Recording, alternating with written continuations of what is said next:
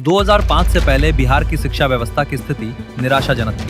सरकारी स्कूलों के भवन जर्जर थे, बेंच डेस्क नहीं थे और शिक्षक इतने कम थे कि 65 बच्चों पर मात्र एक शिक्षक थे। लगभग 12.5% बच्चे शिक्षा तंत्र से पूरी तरह बाहर थे, जिनमें सबसे अधिक प्रभावित थे महादलित और अल्पसंख्यक समुदाय के बच्चे।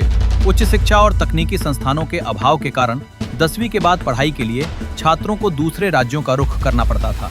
लेकिन 24 नवंबर 2005 के बाद कहानी बदल गई और बिहार में शिक्षा के क्षेत्र में क्रांतिकारी बदलाव शुरू हुए। नीतीश जी ने शिक्षा को अपनी पहली प्राथमिकता बना लिया और शिक्षा बजट में निरंतर वृद्धि की।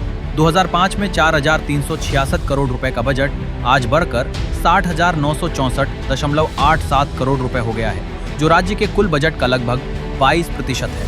पुराने स्कूलों के जीर्णोद्धार और नए स्कूलों के निर्माण युद्ध स्तर पर हुए।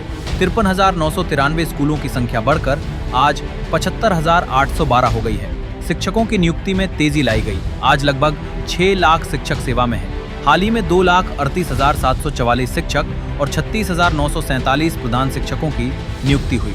स्कूलों में bench desk, computer lab, e-library और प्रयोगशालाओं जैसी आधुनिक सुविधाएं उपलब्ध हैं। छात्राओं के लिए पोशाक और साइकिल योजना ने शिक्षा में लैंगिक समानता सुनिश्चित की। ये बदलाव इतना असरदार रहा कि दुनिया के कई देशों ने इसकी सराहना की और दूसरे राज्य भी इसे अपनाने लगे।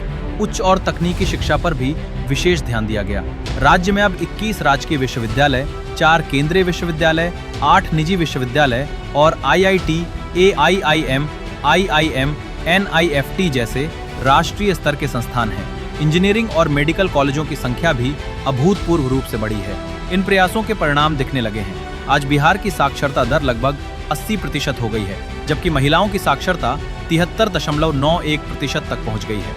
नीतीश जी के सुशासन, प्रतिबद्धता और दूरदर्शिता के कारण बिहार ने शिक्षा में नई मिसाल कायम की है।